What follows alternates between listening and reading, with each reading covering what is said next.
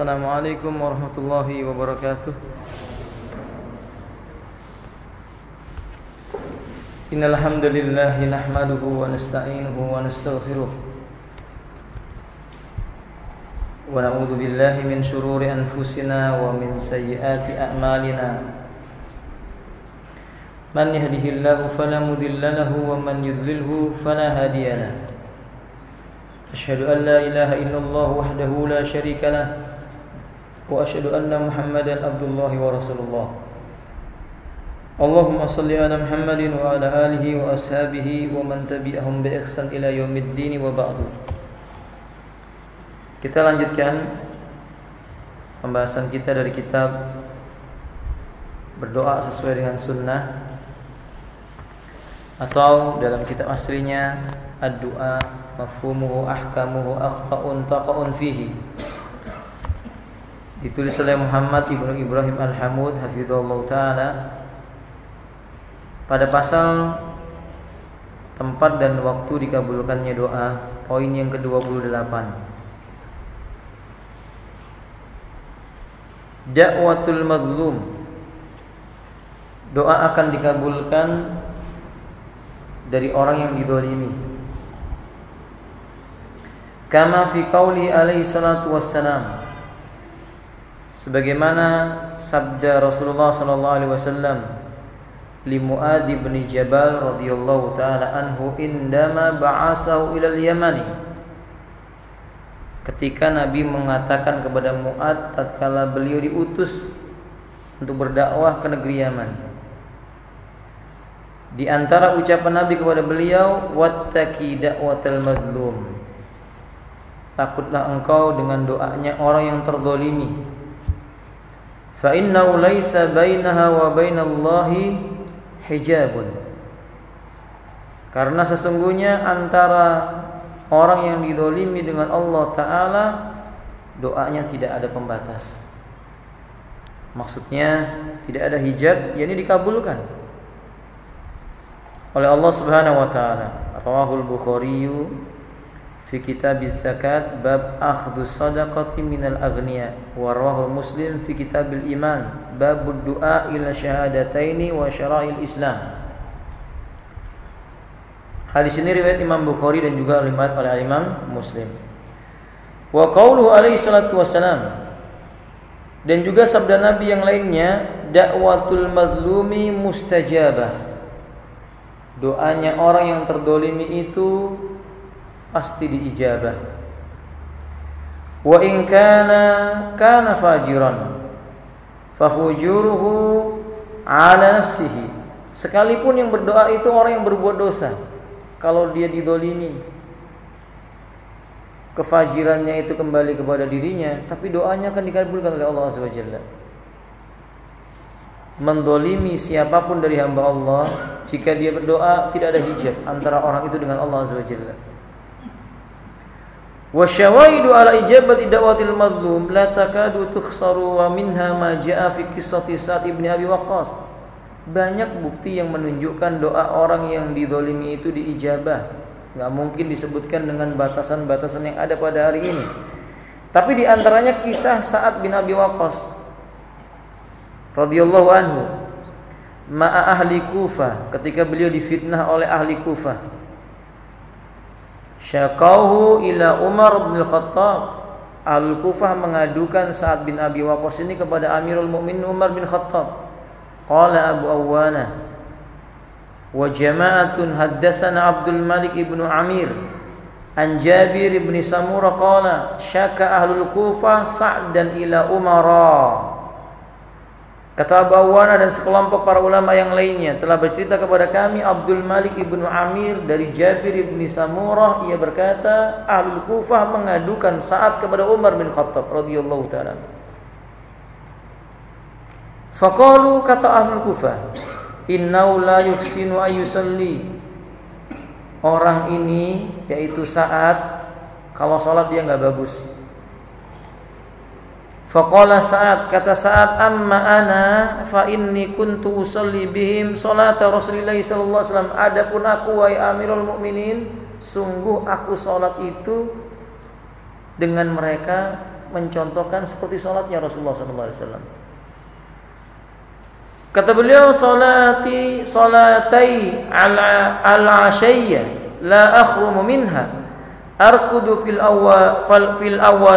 awwalayaini wa akhdafu fil akhirayaini. Aku tidak melakukan salat yang menyimpang. 2 rakaat yang pertama aku panjangkan, sedangkan 2 rakaat yang sisanya aku ringankan. Kata Umar, dzalika dzan bika ya Aba Ishaq. Abu Ishaq, itu kan sesungguhnya prasangka terhadap dirimu. Itu kan menurut perkiraanmu. Bagaimana dengan orang yang berkata, fa ba'asa rajulan yas'aluna anhu bil Kufah. Kemudian Umar bin Khattab mengutus seorang lelaki, yas'aluna anhu bil Kufah. Mereka bertanya tentang Sa'ad terhadap orang-orang Kufah ini. Faqanu la ya'tuna masjidan min masajidil Kufah illa qalu khairan. Maka mereka ini tidaklah mendatangi satu masjid di antara masjid-masjid yang Kufah, melainkan mereka mengatakan baik, bagus saja, enggak masalah. Hatta atau ala masjid li Bani Abbas. Tiba-tiba sampai ke masjid Bani Abbas. Faqala rajulun yuqalu lahu Abu Sa'ad. Ketika itu ada lelaki yang bernama Abu Sa'ad. Jadi utusan ini mendatangi masjid-masjid yang di Kufah. Bagaimana pendapatmu tentang Sa'ad? Semua berkata enggak apa-apa, Sa'ad itu bagus, ngimaminya bagus. Begitu sampai di masjid Bani Abbas, ketemu dengan Abu Sa'ad. Amma idza nasattumuna billahi fa innahu kana la ya'dulu fil qadiyati wa la yuqsima bisawiyati wa la yasiru bisirriyati. Apapun alasan itu yang kamu berikan kepada kami, kata Abu Sa'ad ini, sungguh orang ini kalau memutuskan sesuatu enggak adil, membagi enggak bisa sama. Wa la yasiru bisirriyati, tidak bisa menyimpan rahasia. Saat dituduh seperti itu, qala Sa'ad, berarti kan Sa'ad didolimi. Kata Sa'ad bin Abi Waqqas, Allahumma, ya Allah, in kana kadiban fa'im basarahu. Bila orang ini perkataannya dusta, butakanlah matanya. Wa'atil umrahu, umurnya panjangkan. Wa arridhu lil fitan, hadapkan dia dengan fitnah. Qala Abdul Malik, perawi riwayat ini Abdul Malik berkata, fa ana raaitu ba'da yata'arradu lil ima'i fi sakaki fa idza qila lahu kaifa anta qala kabirun maftunun asabatni da'watu Sa'ad ibn Abi Waqqas. Sungguh aku melihat orang itu dipermalukan dengan berbuat zina dengan budak di sebuah tempat sumur yang hina dan sempit. Kalau dia ditanya, gimana keadaanmu? Dia berkata, aku ini tua renta, sudah tua, banyak terfitnah. Aku kena doanya Sa'ad bin Abi Waqqas. Doanya Sa'ad dikabulkan. Matanya dibutakan, dia terkena fitnah. Kemudian juga orang ini tua renta. Nah, maka saudara kaum muslimin, doanya ini dikabulkan oleh Allah Subhanahu wa taala. Juga disebutkan oleh Imam Ad-Dabi, yuqalu inna rajulan wasi'ali ala Bishr ibni Sa'id wasa ala Bishr ibni Sa'id indal Walid ibni Abdul Malik bi annahu yu'ibukum. Dulu ada seorang lelaki, dia menceritakan, menuduh tuduhan yang enggak benar kepada Bishr bin Sa'id. Dilaporkanlah kepada Al-Walid bin Abdul Malik bahwasannya katanya lelaki ini, maksudnya adalah Bishr bin Sa'id, suka menceritakan kejelekan penguasa. Qal fa akhdarahu wa sa'alahu, dihadirkanlah Bishr bin Sa'id. Ditanya apakah benar hal itu? Qala faqala lam aqulhu, kata Bishr bin Sa'id, enggak. Innahum in kuntu sadiqan fa'arni bihi ayah fattaraba ar-rajulu famata. Lalu dia berkata, ya Allah, Allahumma in kuntu sadiqan, Allahumma ya Allah, seandainya lelaki ini jujur, benar yang dia katakan bahwa aku mencari-cari aibnya pemerintah atau penguasa, tunjukkan kepadaku buktinya ya Allah. Orang yang menuduh Bishr bin Sa'ad itu seketika badannya bergetar lalu jatuh dan mati. Ini bukti bahwa doa orang yang dizalimi dikabulkan. Jadi hati-hati. Jangan semena-mena kita. Hanya karena sebab si orang kafir misalnya, kemudian kita zalim kepadanya, enggak boleh. Nabi kepada orang kafir pun tetap adil. Nabi kepada orang kafir pun tetap adil. Diberikan apa yang menjadi haknya. Dan begitulah Nabi diutus untuk menegakkan perkara yang mengandung keadilan, bukan kezaliman. Kemudian yang ke-29, dakwatul walid ala waladihi. Orang tua yang berdoa kejelekan untuk anaknya itu dikabulkan. Hati-hati kalau orang tua berbicara tentang anaknya. Liqauli sallallahu alaihi wasallam salasu da'awatin mustajabat. Ada 3 buah doa yang dikabulkan oleh Allah Ta'ala. Dakwatul mazlum, doanya orang yang terdolimi. Dakwatul musafir, doanya orang yang sedang dalam perjalanan. Wa dakwatul walid ala waladihi, doanya orang tua berupa kejelekan kepada anaknya. Kalau orang tua itu melaknat anaknya dengan mengatakan syaiton inti, itu bisa jadi setan beneran, setan dari bangsa manusia. Kadang orang tua kalau marah, lafadznya itu keluar sembarangan saja. Celaka kamu, nggak akan selamat kamu. Begitu anaknya benar-benar nggak selamat, baru dia menyesal. Makanya Nabi menyebutkan la tad'u ala anfusikum wala ala ahlikum wa auladikum wala ala amwalikum. Jangan mendoakan kejelekan untuk dirimu sendiri. Jangan pula doakan kejelekan buat istri dan anakmu. Jangan doakan kejelekan terhadap harta bendamu. Dalam riwayat yang lainnya, kendaraanmu. Kita nggak boleh mendoakan kejelekan dengan mengatakan sial misalnya, anak sial, istri sial, mobil sial, motor, nggak boleh. Kalau diijabah oleh Allah nanti dia nyesal. Kalau dia marah kepada sesuatu, hendaknya dia mendoakan kebaikan. Aslahakallah, semoga Allah memperbaiki akhlakmu. Atau berkata kepada istrinya, hadakillah, semoga Allah memberikan kepadamu hidayah. Itu lebih baik dibandingkan dengan celaan. Yang ke-30, dakwatul musafir. Doa dikabulkan oleh Allah, doanya orang yang safar. Sebagaimana hadis yang tadi kita sebutkan, 3 doa yang tidak akan ditolak. Salah satunya adalah doanya orang yang safar. Kalau bapak-bapak melakukan sebuah perjalanan, jangan lupa berdoa kebaikan untuk keluarganya yang ditinggalkan. Karena itu mungkin merupakan bagian dari doa yang mustajab saat itu. Yang ke-31, doaul walid liwalidihi. Doa kebaikan buat anak. Kalau tadi doa kejelekan, ini doa kebaikan dari orang tua buat anaknya.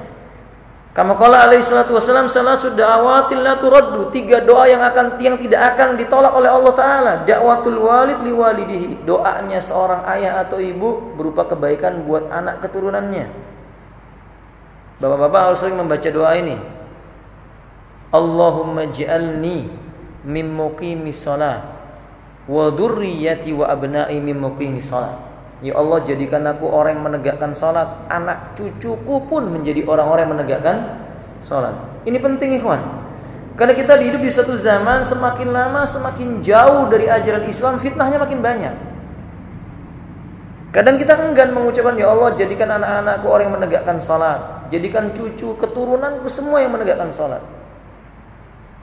Ibrahim mendoakan dirinya, anaknya, keturunannya agar jadi orang-orang yang soleh. Dikabulkan oleh Allah. Keturunan Nabi Ibrahim orang-orang soleh. Masya Allah, la quwwata illa billah. Nah, wa da'watus shaim, yang kedua doanya orang yang puasa. Wa da'watul musafir, yang ketiga doanya orang yang sedang dalam perjalanan atau safar. Hadis ini dikeluarkan oleh Imam Al-Baihaqi, dihasankan oleh Al-Albani dalam kitab Shahihul Jami' nomor 2032. 32, dakwatus shaim. Termasuk doa yang dikabulkan oleh Allah, doanya orang yang rajin puasa atau orang yang sedang puasa, maksudnya dia berdoa.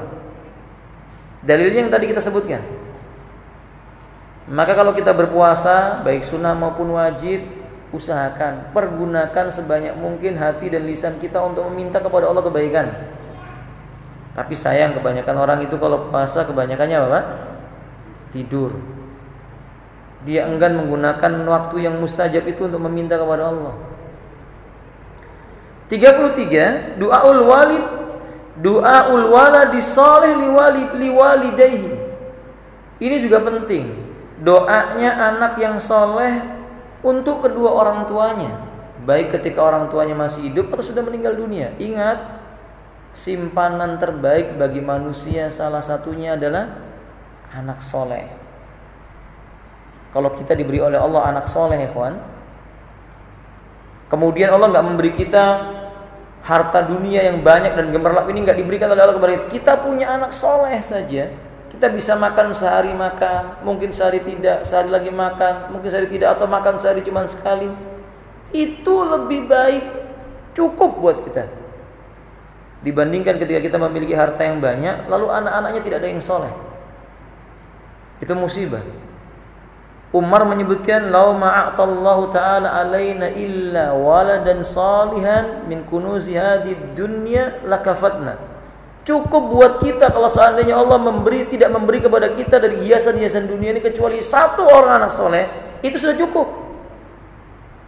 Nabi SAW berkata, "Idza matal insan," bila manusia meninggal dunia, "inqata'a amaluhu illa min salas." Putus hubungan dirinya dengan dunia kecuali 3 hal yang akan menyambungkan pahalanya. Pertama, shadaqatin jariyah, harta yang dibelanjakan di jalan Allah, pahalanya namanya jariyah, mengalir terus menerus. Yang kedua, wa ilmin yuntafa'u bihi, ilmu yang diambil manfaatnya oleh orang lain. Kalau bapak punya pengetahuan yang baik, diambil oleh orang lain, diamalkan, dapat pahalanya selama ilmu itu diamalkan oleh orang lain. Sehingga sebagian para ulama berkata, sungguh para pengajar itu punya keutamaan yang tidak dimiliki oleh orang lain. Para guru yang semisal daripada itu dia punya keutamaan yang tidak dimiliki oleh orang lain. Guru kalau menyampaikan kepada 2 orang murid, 2 orang murid kepada 10 orang murid, 10 orang murid menjadi 11 orang murid, menjadi 1000 orang murid, semua orang itu mendapatkan kebaikan, masing-masing yang dia amalkan didapatkan pula oleh gurunya. Faham belum? Maka jangan memutuskan untuk tidak mau jadi orang yang mendakwahkan kebenaran. Jangan. Mesti kita sepakat kuatkan dalam hati kita mau dakwah kepada kebenaran. Satu kebaikan itu diterima dengan sebab hal itu kemudian orang dapat hidayah, itu lebih baik buat kita dibandingkan onta yang berwarna merah. La ayyahdiyallahu rajulan bik, karena sebab dirimu Allah beri hidayah seorang lelaki, lakana khairul lah. Walakana khairul lak min humrin ni'am, itu lebih baik bagimu dibandingkan dengan onta yang berwarna merah, kendaraan mewah maksudnya. Ketiga kata beliau, wa waladin soleh, anak soleh. Ya nggak mungkin anak itu soleh kecuali diawali dengan orang tuanya yang soleh. Kalau anda berkata Ibrahim orang tuanya nggak soleh, ini kasus per kasus. Tapi mayoritasnya secara umum anak soleh itu tentu berasal dari keluarga yang juga soleh. Itu pada asalnya demikian. Kalau kita kepingin anak kita soleh, ya kita jadikan diri kita soleh dulu. Karena bapak itu contoh bagi anak keturunannya. Kalau kita punya anak soleh, ketika kita meninggal dunia, anak itu akan berkata, Rabbi firli wali walidayya warhamhuma kama rabbayani shaghira. Doa itu menjadi penyejuk kita di alam kubur. Bisa jadi dihilangkan kita dari fitnah kubur karena doa anak-anak kita. Coba kalau anak-anak yang tidak soleh, keluyuran di naik klub, di pinggir jalan kebut-kebutan, nongkrong, nggak ada manfaatnya, pulang tengah malam, tidur sampai lewat waktu subuh, nggak ada manfaatnya orang seperti ini. Kasihan orang tua yang sudah meninggal dunia, nggak pernah didoakan. Nggak mungkin orang itu duduk nongkrong sambil dengan teman-temannya dia berkata, ya Allah ampuni dosaku dan dosa orang tuaku. Nggak mungkin. Yang ada tertawa terbahak-bahak. Alaysa kadzalik? Bukan kan begitu ya kawan? Nah, jadi anak soleh ini bekal yang baik. Dan Nabi sudah mengingatkan hal itu. Maka semangat untuk mendidik anak jadi soleh perlu pengorbanan. Ya korban waktu, korban tenaga, korban harta, korban perasaan. Mau menjadikan anak soleh itu korban perasaan ya kawan. mendidik mereka menjadi anak-anak yang soleh, banyak yang perlu kita korbankan. Tapi begitulah kalau kita mau memetik buah manisnya iman, dididik dengan cara yang baik. Wa min dzalika qissatu salasatil ladinan hadarat alaihi musakhrah wa hum fil ghar. Di antara kisah ini, kisahnya seorang atau 3 orang yang masuk ke dalam gua, kemudian dia tertutup oleh gua batu, enggak bisa keluar. Di antara mereka ada yang berdoa kepada Allah Azza wa Jalla tentang amal kebaikan yang dia lakukan. Dia berdoa dengan menggunakan amal solehnya itu berupa bakti kepada kedua orang tua dan sebagainya, dikabulkan oleh Allah Ta'ala. Ke-34, ad-du'a'u ba'da zawali syamsi qabla dhuhri. Sebelum kita mengerjakan salat zuhur, mataharinya tapi sudah masuk waktu salat zuhur, kita belum salat zuhur. Maksudnya setelah selesai azan. Anda mungkin telah mengerjakan salat sunnah, cuma Anda belum mengerjakan salat zuhur, menunggu imam. Doa. Jangan dibuat ngobrol ya kawan. Karena sebagian kita kan membuang waktunya dengan ngobrol, masuk masjid, ketemu temannya, "Isyalu, apa kabar?" Cukup kalau sudah sampai gitu. Ini enggak disambung ke sana kemari sambil bersedekap dan berdiri misalnya begitu. Ada yang seperti ini kawan? Nah, jangan lagi. Kalau sudah masuk masjid, dia ketika zuhur itu terutama, ini waktu yang dikabulkan doa seorang hamba. An Abdullah bin Sa'ib, dari Abdullah bin Sa'ib radhiyallahu ta'ala anna Rasulullah sallallahu alaihi wasallam kana yusalli arba'an ba'da an tazula shamsu qabla dhuhri. Beliau mengerjakan 4 rakaat sebelum salat zuhur. Setelah matahari itu tergelincir, berarti qobliyah zuhurnya Nabi ketika itu berapa rakaat? 4 rakaat. Wa qala, kemudian beliau mengatakan, innaha sa'atun tuftahu fi abwabus sama. Ini waktu di mana pintu-pintu langit dibukakan. Wa uhibbu, aku mau ayas udali fiha amalun soleh. Aku mau amalku itu naik dalam keadaan aku sedang beramal soleh. Masya Allah. Nah makanya saudara kaum muslimin, ya banyak doa kepada Allah, minta kepada Allah Azza wa Jalla, insya Allah dikabulkan oleh Allah Azza wa Jalla. Yang ke-35, ad-du'a indas Safa. Di antara tempat yang dikabulkan doa itu di Bukit Safa. Maksudnya bagaimana? Maksudnya ketika Anda sa'i naik ke Bukit Safa, di Bukit Safa itu Anda berdoa kepada Allah Azza wa Jalla. Lima ja'a fil hadis tawil, hadis Jabir bin Abdullah fi sifati hajjatin Nabi sallallahu alaihi wasallam wa fihi. Berdasarkan hadis yang panjang dari Jabir bin Abdullah ketika beliau menceritakan tentang tata cara hajinya Nabi, di antara isinya fabada'a bis Safa faraqiya hatta ra'al baita. Maka Nabi memulai sa'i dari Safa, beliau naik ke Safa, menghadapkan wajahnya sampai beliau kelihatan Baitullah, fastaqbalal kiblat, beliau menghadap kiblat. Kemudian kata beliau fa wahadallah wa kabbarahu, beliau menyebutkan tahlil dan takbir. Gimana lafadznya? La ilaha illallah wahdahu la syarikalah, lahul mulku wa lahul hamdu wa huwa ala kulli syai'in qadir.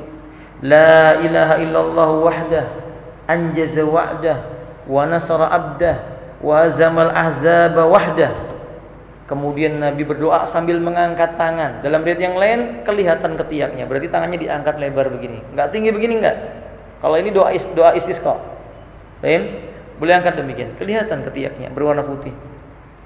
Beliau berdoa, setelah beliau selesai berdoa, beliau ucapkan lagi la ilaha illallah wahdahu la syarikalah, lahul mulku wa lahul hamdu wa huwa ala kulli syai'in qadir. La ilaha illallah wahdah anjaza wa'da wa nasara abda wa hazamal ahzaba wahdah. Beliau doa lagi. Panjang sekali. Setelah itu beliau baca lagi tahlil dan takbir yang tadi kita sebutkan, tapi enggak doa lagi habis itu. Turun. Doanya berarti berapa kali? 2 kali aja, diapit antara tahlil dengan takbir tadi itu. Paham? Ini bagi antum yang umrah, mau umrah ingat, begitu caranya. Begitu caranya ketika sudah di Bukit Safa, ya. Kemudian turun beliau dari Bukit Safa menuju Marwah. Di Marwah sama. Ad-du'a indal Marwah. Doa di Marwah juga sama. Beliau sampai di Marwah menghadap kiblat, melakukan yang sama dengan yang di Bukit Safa. Sebagaimana riwayat yang dikeluarkan oleh Al-Imam Al-Bukhari, Al-Imam Muslim dari hadisnya Jabir yang tadi kita sebutkan. Kemudian yang ke-37, doa indal Masy'aril Haram. Tatkala kita melewati atau berada di Masy'aril Haram. Ini yang haji pasti melewati Masy'aril Haram. Nah, di Masy'aril Haram ini summa raqiba qaswa hatta atal Masy'aril Haram fastaqbil qiblata fada'ahu wa kabbara wa halala wa wahadahu. Nabi menggunakan ontanya, dia naiki sampai di Masy'aril Haram, beliau menghadap kiblat, berdoa, bertakbir, bertahlil dan mengucapkan lafaz tauhid untuk Allah Azza wa Jalla. Falam yazal waqifan hatta asfara jiddan. Terus menerus beliau doa, terus menerus panjang doanya. Sampai warna kuningnya sudah sangat amat kuning, berhenti beliau berdoa. Nah, yang ke-38 doa ba'da ramil jamrati sughra. Setelah melempar jamratu sughra itu jumrah pertama. Bapak kalau haji itu ada jumrah ula, jumrah wusta, jumrah kubra. Oke? Kalau Anda berada pada tanggal 10 Dzulhijjah, 11 Dzulhijjah biasanya melempar jumrah apa? Aqabah. Itu jumrah Aqabah di jumrah besar, jumrah kubra. 1 dan 2-nya enggak. Tapi di hari-hari yang lainnya di tanggal 11, 12, 13 Anda melempar jumrah ula, sughra, kemudian jumrah wusta, kemudian jumrah kubra. Nah, setelah jumrah sughra, habis Anda melempar jumrah pertama, melempar jumrah di jumrah ula, Anda bergeser menghadap ke arah kiblat, doa yang panjang. Abdullah ibnu Umar doanya sepanjang surat Al-Baqarah. Bayangkan ikhwan, sepanjang surat Al-Baqarah. Antum pernah berdoa sepanjang itu? Hah? Pernah enggak ikhwan? Al-Baqarah baca baru dapat 10 ayat, kadang sudah ngantuk ikhwan ya. Ini beliau doa sepanjang doanya seperti membaca surat Al-Baqarah. Tapi sekarang juga agak sulit ikhwan.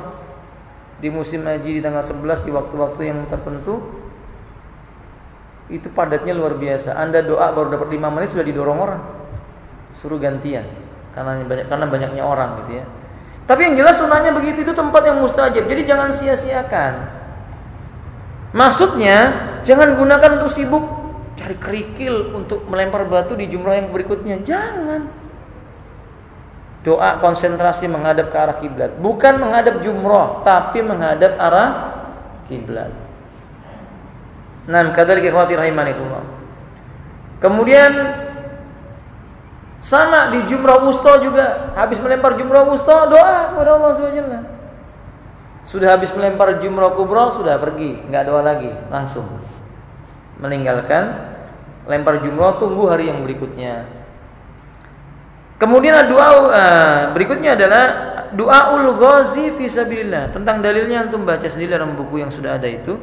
Yang ke-39 doanya seorang prajurit di medan jihad. Doa seorang mujahid yang berperang di jalan Allah Ta'ala, itu dikabulkan oleh Allah. Yang ke-40 doaul haj, doanya orang yang sedang melaksanakan haji. Catatan, ini keanehan yang gak ada dalilnya ini Pak. Kadang sebagian orang mendatangi orang jamaah haji baru pulang, lalu minta didoakan. Baru pulang haji didatangi, tolong doakan saya. Kenapa doanya enggak ketika haji? Bukan sepulang haji. Ketika dia masih berhaji itu, sebelum berangkat haji dipesan nih, nanti kalau seandainya engkau berada di tempat-tempat yang mustajab, misalnya di Multazam, atau di Masjidil Haram, di Masjid Nabawi, di Raudhah, atau di mana saja di tempat-tempat yang mustajab, jangan lupakan saya, doakan biar saya mati husnul khotimah. Itu baru benar. Faham ya kawan? Sayang jamaah haji sekarang kalau mau berangkat dititipin banyak, tapi bukan titipan doa. Iya kawan, macam-macam itu, sampai pakai catatan. Dan saya mengantarkan yang seperti itu.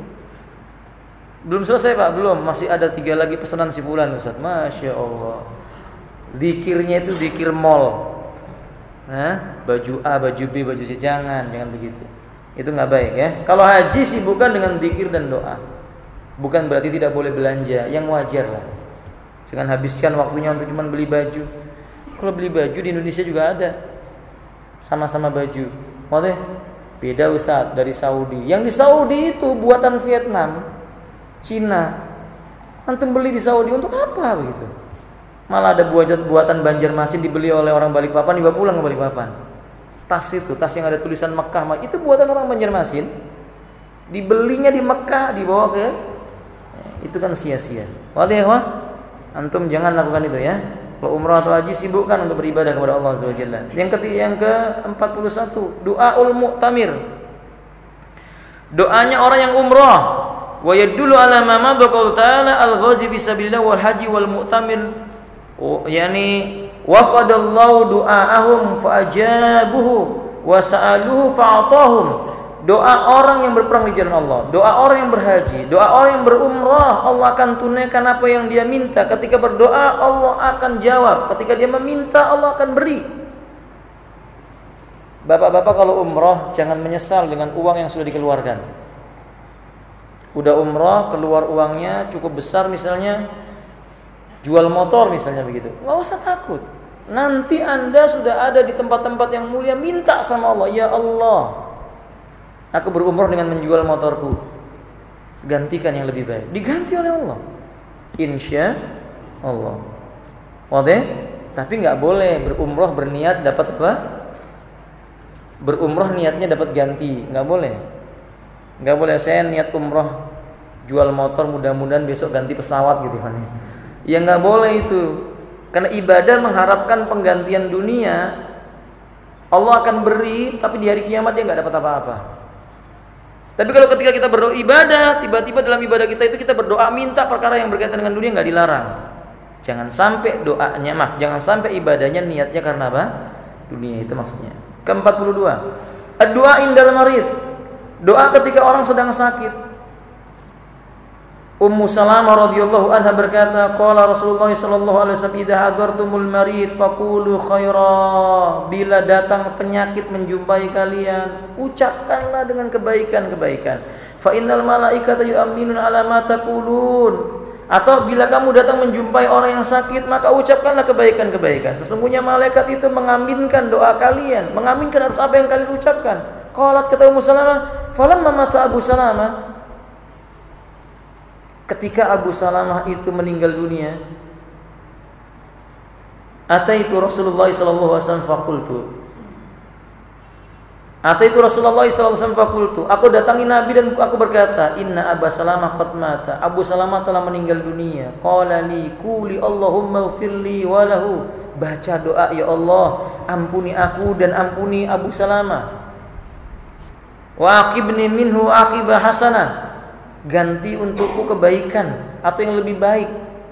Qalat faqultu, kata Ummu Salamah, aku lalu berkata, siapa yang lebih baik akan Allah gantikan buatku. Ternyata Allah gantikan untukku lebih baik dari Abu Salamah adalah Muhammad sallallahu alaihi wasallam. Maksudnya, ketika kita ditimpa musibah, ketika kita diberi oleh Allah ujian, dalam keadaan diberi ujian, apakah ditinggal wafat atau kita sedang sakit atau saudara kita sakit, doa yang baik. Orang yang diuji oleh Allah, doanya mustajab.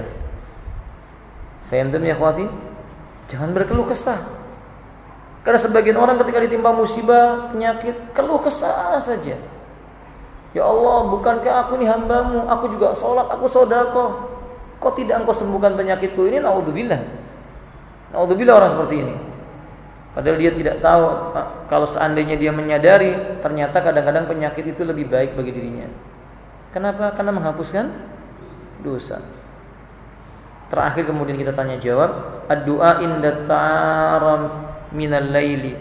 Wa qawlu ad-du'a'il warid fi dzalika an Ubadah ibn Samit anna Nabiy sallallahu alaihi wasallam man ta'aram minal lail faqala la ilaha illallah wahdahu la syarika lahu al-mulku wa lahul hamdu wa huwa ala kulli syai'in qadir. Alhamdulillah wa subhanallah wa la ilaha illallah wallahu akbar wa la haula wa la quwwata illa billah. Summa qala Allahumma ighfirli. Au da'a yustajabu lahu au ustujiba lahu fa in tawaddu'a wa shalla qubilat salatuhu. Doanya orang yang terbangun di malam hari karena kaget. Mungkin dia mimpi buruk lalu dia terbangun, terkaget. Dia ucapkan kalimat, tidak ada ilah yang patut diibadai kecuali Allah. Satu-satunya zat yang patut diibadai, tidak ada sekutu baginya. Baginya kerajaan dan baginya segala puji.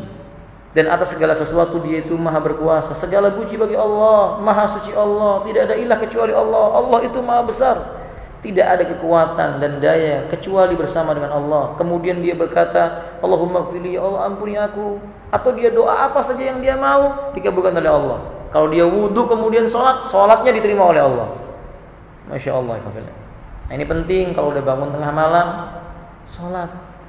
Biasanya yang sudah usia 40 ke atas itu biasanya Pak, orang yang 40 ke atas pasti jam 3 pagi dia bangun. Jam 3, setengah 4 tuh dia bangun. Itu bukti Allah sayang. Cuma kadang-kala kita kan gak begitu ya kawan ya. Bangun ke kamar mandi, apa? BAK. Habis BAK wudhu, tidur lagi, Masya Allah. Padahal udah diingatkan oleh Allah, ini bangun, sholat, doa sama Allah, minta ampun, sudah dekat waktunya, mau mati. Orang itu kalau udah 40 tahun ke atas, hampir mati sudah ya kawan. Usia umatnya Nabi Muhammad berkisar berapa? Rata-rata 60 sampai 63 tahun. Rata-rata segitu. Bapak-bapak ada yang sudah 60? Ada Pak yang 60 sudah? Ada? Ada ya Pak ya? Itu harus sudah, sungguh-sungguh sudah. Kurang 3 tahun atau 5 tahun lagi gitu ya. Kan perkiranya begitu. Antum yang ada yang sudah 40 tahun? Teman saya kemarin 26 tahun wafat. Benar, saya nggak bohong. Teman saya 26 tahun, dia bekerja di pajak. Nggak ada penyakit apa-apa, kemudian dia sedang dikirim ke sebuah pekerjaan di Jakarta, wafat di hotel. 26 tahun atau 27 tahun sekitar itu. Insya Allah. Jadi kalau antum sudah punya 50 tahun itu udah makin dekat juga. Doa ya di malam hari, bangun doa. Oke ya ikhwati, sampai di sini kita tanya jawab sambil menunggu adzan. Sebentar lagi sekitar 5 menit. Ada pertanyaan tafadhol? Kalau yang mau ditanyakan.